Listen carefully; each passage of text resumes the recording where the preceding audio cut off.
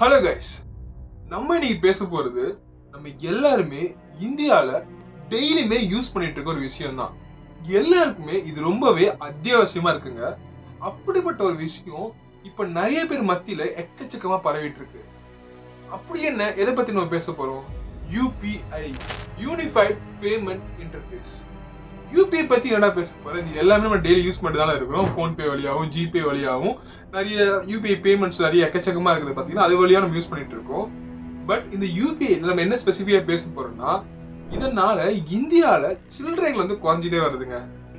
யாருக்கு இருக்குத்தனமா பேசிட்டு இருக்கிற சில்லறை குறைறதுக்கும் நீ யூபிஐ பத்தி பேசுறதுக்கு என்னடா சம்பந்தம் இருக்குங்க? இந்த வீடியோ ஃபுல்லா பாத்தீங்கன்னா நான் ஏன் இதை பத்தி சொல்றேன், ஏன் யூபிஐ வந்து அத்தியாவசியமா மாறி இருக்கு, அப்படி அத்தியாவசியமா மாறுறதுனால நிறைய பேருக்கு பணத்தை பத்தின்ற ஒரு மரியாதை ரொம்பவே கம்மியா இருக்குங்க. ஏன் எனக்குமே கம்மியா இருக்கு. கிட்டத்தட்ட வந்து பாத்தீங்கன்னா நம்ம ஒரு பணம் போன்பேல காலி, இன்சபிஷியன்ட் பேலன்ஸ் வந்த உடனே தான் நம்ம கிட்ட காசு காலினே தெரியுது. அந்த லெவலுக்கு யூபிஐ வந்த உடனே நம்ம வந்து பாத்தீங்கன்னா எக்கச்சக்கமா ஸ்பெண்ட் பண்ணிட்டு இருக்கோம். ஸோ யூபிஐ நல்லதா கெட்டதா, இல்லைன்னா அதை ஏன் நீ இப்படி சொல்ற, அதை பத்தி ஒரு ஃபுல் வீடியோ இந்த வீடியோல பார்க்க போறோம். வாங்க வீடியோக்குள்ள போலாம். அன்பான சப்ஸ்கிரைபர்ஸ் இருக்கும் அன்புச்சலத்தின் அன்பான அன்பு வணக்கம். ஸ்டார்ட்ஸ்க்கு வெல்கம். இன்னைக்கு நம்ம பேச போறது யூபிஐ பத்தின பேமெண்ட் பத்தி தாங்க. இது வந்து பாத்தீங்கன்னா ஆகஸ்ட் 11, 2016 ஆரம்பிச்சாங்க. ஆனா இதோட இம்ப்ளிமெண்ட் 2012 ஆரம்பிச்சிட்டாங்க. கிட்டத்தட்ட அதுக்கு முன்னாடி ஃபாரின்ல அமெரிக்கா அண்ட் ரஷ்யாலாம் பாத்தீங்கன்னா அந்த யூபிஐ இம்ப்ளிமெண்ட் பண்ணிட்டாங்க. ஸோ நம்ம 2012 பாத்தீங்கன்னா இம்ப்ளிமெண்ட் பண்றோம், யூபிஐ விஷயத்தை கொண்டு வரலாம் இந்தியான்னு சொல்லிட்டு. கிட்டத்தட்ட அதை ஆரம்பிச்சு 2016 தான் அந்த கான்செப்ட் இந்தியாவுக்குள்ள கொண்டு வராங்க. முதல்ல யூபிஐன்ற கான்செப்ட் எதுக்கு கொண்டு வந்தாங்க? ஃபர்ஸ்ட் மேஜரான விஷயம் என்னன்னு பாத்தீங்கன்னா பிளாக் மணியை கண்ட்ரோல் பண்ணலான்ட்டு. ஸோ நிறைய இந்தியாவில பிளாக் மணி அதிகமா போயிட்டு இருந்தது, அதை கண்ட்ரோல் பண்ணலான்ட்டு யூபிஐ கொண்டு வந்தாங்க. ஸோ இப்போ மட்டும் பிளாக் மணி குறைஞ்சிச்சா என்ன? இல்லைங்க, அது டிஜிட்டலா கன்வெர்ட் ஆகி போயிடுச்சு. ஸோ இன்னொரு விஷயம் பாத்தீங்கன்னா பேங்க்ல வந்து பாத்தீங்கன்னா ரெசிப்ட், பேப்பர் ஒர்க்ஸ் அண்ட் பேங்கோட வேலைகள் வந்து ரொம்பவே அதிகமா இருந்தது. ஸோ இந்த யூபிஐன்ற கான்செப்ட் கொண்டு வந்துட்டோம்னா பேங்கோட வேலை பல லட்சங்கள் வந்து கம்மியாகும். இதெல்லாம் பாத்தீங்கன்னா ஒரு காசு எடுக்கணும், நம்ம போயிட்டு ரெசிப்ட் கொடுக்கணும், சலான் எடுக்கிறதுக்கு அப்புறம் காசு எடுக்கணும்.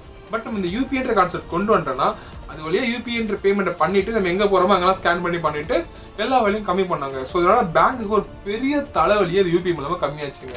இன்னொரு விஷயம் பாத்தீங்கன்னா நம்ம யாருக்காவது காசு அனுப்புறோம்னா பேங்க்ல போயிட்டு இந்த நம்பர் ஐஎஃப்சி கோடு இது எல்லாத்தையும் நம்ம கொடுத்த அக்கௌண்ட் நம்பர் கொடுத்து நான் அனுப்புவோம்.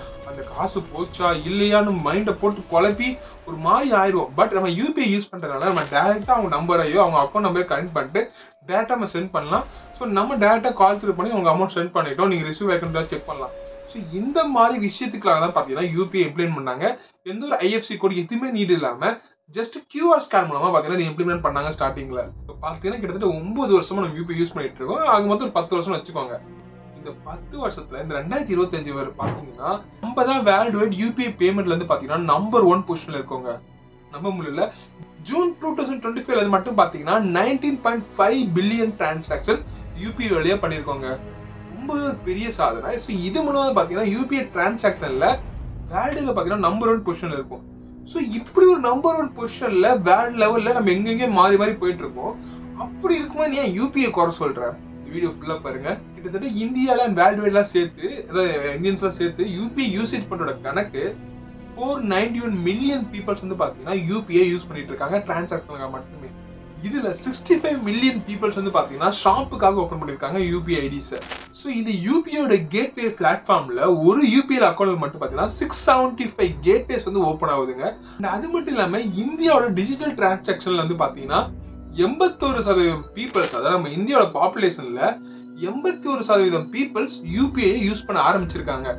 கிட்டத்தட்ட வேர்ல்டு வைட்ல பாத்தீங்கன்னா யூபிஐ யூசேஜ்ல 50% பீப்புள்ஸ், அதாவது 50% பீப்புள்ஸ் இந்தியன்ஸ் தாங்க.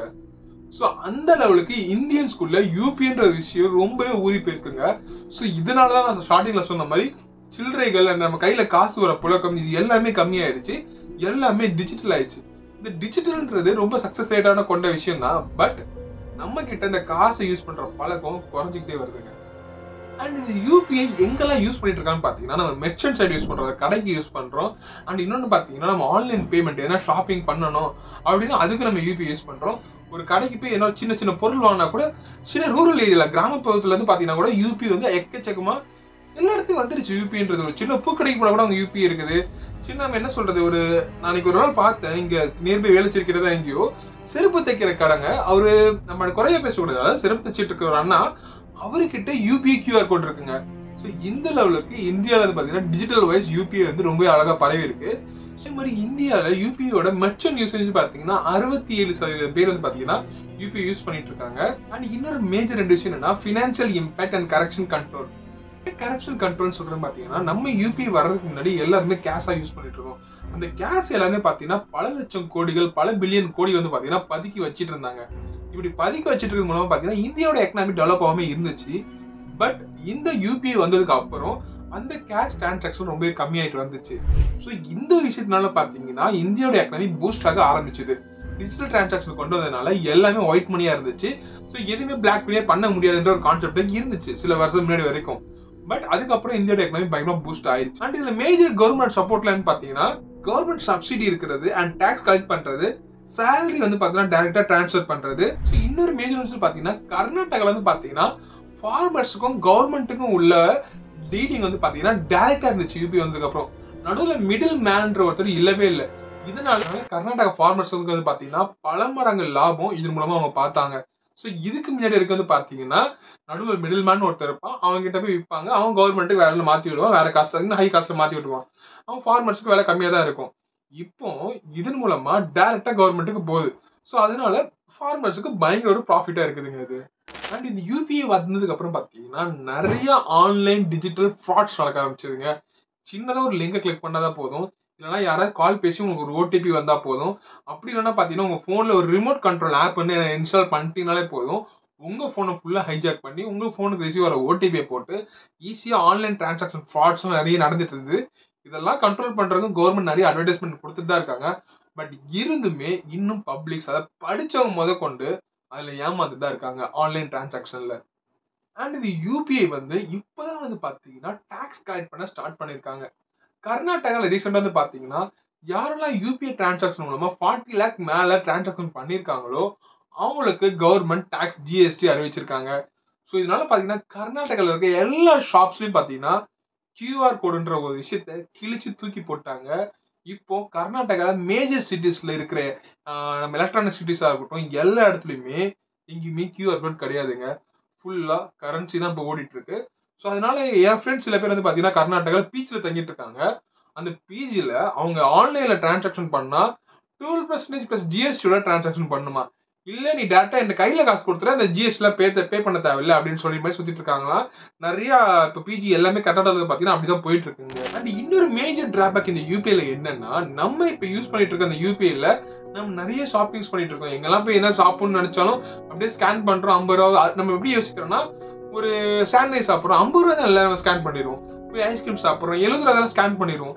ஸோ ஒரு டேல நான் சாப்பிட்றதுக்கு நம்ம ஒரு நாள் ஸ்பெண்ட் பண்றது மட்டுமே பாத்தீங்கன்னா நம்ம ஈஸியா 50 ரூபா 20 ரூபா 30 ரூபா ஸ்கேன் பண்றது மட்டுமே ஒரு டேல 300 கிராஸ் ஆயிடுது ஈஸியா. ஸோ இப்படி அதாவது நான் என்ன சொல்றேன்னா, ஓரளவுக்கு ஆவரேஜா சம்பாதிக்கிறவங்களை பத்தி நான் பேசிட்டு இருக்கிறேன். அவங்களுக்கு 300 கிராஸ் ஆயிருது. கஷ்டப்படுறவங்க வந்து பாத்தீங்கன்னா அந்த காசோட வேலையை அவங்களுக்கு புரியும். நம்ம என்ன சொல்றோம்னா, இப்போ எல்லாருக்கும் காசோட வேலையை புரியலன்னு சொல்லல, அதாவது காசோட வேலையை அருமையை நம்ம எடுத்துக்கணும். அப்படி எடுத்துக்காம நம்ம கேர்லெஸ்ஸா அந்த மாதிரி டிரான்சாக்ஷன் பண்ணிட்டு ஒரு டைம் வந்து பாத்தீங்கன்னா நம்ம ஸ்கேன் பண்ணி பார்க்கணும் இன்சஃபிஷியன்ட் பேலன்ஸ் நம்ம யூபிஐல காட்டுதுங்க. அப்பதான் சில பேருக்கு அது புரியுது, நம்ம கையில இருந்து பாத்தீங்கன்னா காசே இல்ல. ஸோ இதுக்கப்புறம் அப்பயும் நம்ம என்ன பண்றோம், சுவிட்ச் அக்கௌண்ட் கொடுத்து வேற பேங்க்ல பே பண்றோம். நம்மகிட்ட நிறைய பேங்க் அக்கௌண்ட்ஸ் இருக்கனால வேற பேங்க்ல பே பண்றோம். ஸோ இந்த மாதிரி ஒரு புரிதல் வந்துட்டு ரொம்பவே தப்பான புரிதல்ங்க. காசை லிமிடேஷன் பண்ணி யூஸ் பண்ண ஆரம்பிக்கணுன்ற விஷயத்த நம்ம கத்துக்கணும். கையில காசு இருக்கிற வரைக்கும் நம்ம காசு யூஸ் கொடுத்துட்டு இருந்த வரைக்கும் லிமிடேஷன் ஒன்ற விஷயம் இருந்துச்சு. ஆனா இப்ப இந்த யூபிஐ பண்ணதுக்கு அப்புறம் அந்த லிமிடேஷன் அப்படின்ற ஒரு விஷயமே போயிருச்சுங்க. கண்ட மாதிரி காசு யூஸ் பண்ணிட்டு இருக்கோம், நிறைய இடத்துல செலவு பண்ணிட்டு இருக்கோம். அந்த மாதிரி ஒரு விஷயம் வந்து பாத்தீங்கன்னா தப்பாவே ரொம்பவே ஒரு தவறுதலான விஷயம் தான் நான் சொல்றேங்க. இது மத்தவங்களுக்கு எப்படின்னு தெரியல, எனக்கு பர்சனலா வந்து பாத்தீங்கன்னா ரொம்பவே தப்பான விஷயங்க. இதுல ஒரு பர்சனல் எக்ஸ்பீரியன்ஸ் நான் சொல்றேன். நான் வந்து பாத்தீங்கன்னா ரீசெண்டா ஒரு மல்லிகை கடைக்கு போயிருந்தாங்க. என் வீட்டு பக்கத்துல இருக்க மல்லிகை கடைக்கு வச்சுக்கோங்க. அந்த மல்லிகை கடைக்கு நான் போய் 50 ரூபா கொடுத்து ஒரு 3 முட்டை 1/4 கிலோ தக்காளி வாங்கிட்டு வந்தாங்க. இதெல்லாம் சேர்த்து 45 ருபீஸ் ஆச்சு. எனக்கு பேலன்ஸ் 5 ருபீஸ் வரணும். பட் அந்த கடைக்காரன் என்ன பண்ணாருன்னா, என்கிட்ட 5 ருபீஸ் சேஞ்ச் இல்ல, சோ அதனால இந்த 5 ஸ்டார் சாக்லேட் நீ வச்சுக்கோன்னு சொல்லிட்டாருங்க. எனக்கு யோசிக்க புரியும். எனக்கு யோசிச்சு அதுக்கு என்னடா இவர் சொல்றாரு, எனக்கு 5 ரூபா வரணும், அதோட வேல்யூ எவ்வளவு 5 ரூபா, பட் ஒரு 5 ஸ்டார் சாக்லேட் கொடுக்குறாரு. அதை சாப்பிட்டா அந்த 5 ரூபா வரைக்கும் முடிஞ்சு போயிடுச்சு. பட் அது என்கிட்ட இருந்திருந்தா நான் வேற எதனா இதுக்கு ஸ்பெண்ட் பண்ணிருப்பேன். நான் அடுத்த ஒரு இடத்துல பால் பாக்கெட் வாங்குறேன்னா 35 ரூபா பால் பாக்கெட் 30 ரூபா இருக்குன்னா 5 ரூபா 35 ரூபா கொடுத்து பால் பாக்கெட் வாங்கிட்டு வந்திருப்பேன். பட் அந்த 5 ரூபாயை நான் 5 ஸ்டாரா எடுத்துக்கிட்டேன்னா நான் சாப்பிட்டு காலி பண்ணிருவேன். பட் அதான் உண்மை. ஸோ இந்த மாதிரி நம்ம யூபிஐ யூஸ் பண்றதுனால சில சில்லறைகள் வந்து பாத்தீங்கன்னா நிறையவே அடிபடுது. நான் அந்த கடைக்கார அண்ணாவை குறை சொல்லவே இல்லைங்க. நான் ஏன் மணி தப்பு சொல்லல. நம்ம யூபிஐயோட யூசேஜ அதிகமா பண்ணதுனால வந்து பாத்தீங்கன்னா இந்த மாதிரி சில்லறைகள் கம்மி ஆகிட்டு வருது. ஒரு காலகட்டத்தில் நம்ம எதுக்கு யூஸ் ஆரம்பிச்சோம், சில்லறைகளை வந்து அதிகமா யூஸ் பண்ண வேணாம் அப்படின்ற ஒரு விஷயத்துக்காக தான் பாத்தீங்கன்னா யூபிஎஸ் கொண்டு வந்தோம். பட் இப்ப சில்லறையே அழிஞ்சு போயிருச்சுங்க அப்படின்னு நான் சொல்லி ஆகணும். நான் ரீசெண்டா பிவிஆரும் போனேன். அந்த பிவிஆர் இது அபிஷியலா தெரியல, பட் அந்த பிவிஆர் அதை ஃபாலோ பண்றாங்க. நான் போயிட்டு பிவிஆர்ல 500 ரூபாய் காசை கொடுத்து ஒரு பாப்கார்ன் வாங்குறேன். பட் அந்த பிவிஆர்ல ஒன்லி கார்டு அண்ட் யூபிஐ ஸ்கேனர்ன்றான். எனக்கு ஷாக் ஆயிருச்சு. இவ்வளவு பெரிய மால் அண்ட் இவ்வளவு பெரிய இடத்துல ஒரு பிவிஆர்ன்ற ஒரு இடம் ஒண்ணு இருக்கு. சோ அந்த இடத்துல டிஜிட்டல் டிரான்சாக்ஷன் மட்டும் தான் அலோட் பண்றாங்க, கையில காசு வந்து அலோட் இல்ல. இந்த விஷயம் எனக்கு இது லீகலா கரெக்டா இல்லன்னு தெரியல. பட் அந்த பிவிஆர் ஃபாலோ பண்றாங்களா இல்ல ஒட்டுமொத்த பிவிஆர்ல அதான் நடக்குதுன்னு எனக்கு தெரியல. பட் இப்படி ஒரு விஷயத்த நான் ஃபேஸ் பண்ணேன். ஸோ இந்த மாதிரி டிஜிட்டல் டிரான்சாக்ஷன் வந்த உடனே இந்த மாதிரி நிறைய விஷயங்கள் கேஷ் யூஸ் பார்த்தீங்கன்னா குறைஞ்சிக்கிட்டே வருது. ஸோ இதனாலதான் பார்த்தீங்கன்னா இந்த வீடியோ முக்கியமா பேசியிருக்காங்க. நம்மளுக்கு கேஷ் பத்தின ஒரு புரிதல் கம்மியாயிருச்சு. இன்னுமே பாத்தீங்கன்னா அந்த 10 ரூபா நோட்டா இருக்கட்டும், 5 ரூபா நோட் ஆகட்டும், 20 ரூபா நோட் ஆகட்டும், இது எல்லாமே கம்மியாயிருச்சு. ஸோ இந்த மாதிரி விஷயம் டெவலப் ஆகுறது நாட்டுக்கு நல்லதுதான், எந்த ஒரு பிரச்சனையும் இல்லை. பட் கேஷை பத்தின்ற ஒரு புரிதல் கண்டிப்பா நம்ம எல்லாருக்கும் வேணும். அப்பதான் நம்மளுக்கு அப்புறம் வர சங்கதிகள் குழந்தைகள் எல்லாமே பாத்தீங்கன்னா அந்த கேஷை பத்தி ஒரு புரிதல் இருக்கும். இல்லைன்னா கேஷ்ன்றது ஒரு ஜஸ்ட் ஒரு ஸ்மார்ட் போன் மாதிரி ஆயிரும். அசால்ட்டா கேஷ் வருது ஒரு 10,000 வருது, ஸ்மார்ட் போன்லாம் எப்படி நம்ம 10,000 உடஞ்சி போச்சுன்னா அடுத்து வாங்கிக்கிறோம் இல்லையா, அந்த மாதிரி வந்தா நம்ம சம்பாரிச்சுக்கலாம் அப்படின்ற ஒரு மைண்ட் செட் கிரியேட் ஆயிடுச்சுன்னா அது ரொம்ப டேஞ்சரான விஷயத்துல போய் முடியுங்க. ஸோ இந்த விஷயத்துக்காக தான் இந்த வீடியோ நான் ஃபுல்லா பண்ற ஒரு கான்செப்டா எடுத்து, ஸோ இந்த வீடியோனால யாருக்கும் அஃபெக்ட் ஆக போறது இல்லை. ஸோ இந்த வீடியோ பாக்குறவங்களுக்கு நான் சொல்ற கருத்து புரிஞ்சா கமெண்ட் பாக்ஸ்ல கமெண்ட் பண்ணுங்க. நான் என்ன சொல்ல வரேன்னு புரிஞ்சுச்சுன்னா உங்களுக்கு. ஸோ இந்த வீடியோ உங்களுக்கு பிடிச்சா மறக்காம லைக் பண்ணுங்க, ஷேர் பண்ணுங்க, சப்ஸ்கிரைப் பண்ணிருங்க. ஸோ ஒரு புது வீடியோட நான் சீக்கிரமா சந்திக்கிறேன். பாய்.